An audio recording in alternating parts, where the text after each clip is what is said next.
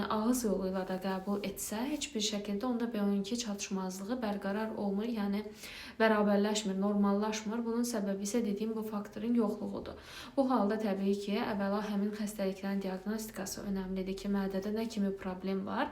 İkinci halda isə oral yolla yox da parenteral, yəni ki, iynə məsələn əzələ daxili və yaxud da dəri altı iynələr vasitəsilə həkim nəzarəti altında hər bir halda B12 vitaminini bədənə daxil etmək olar.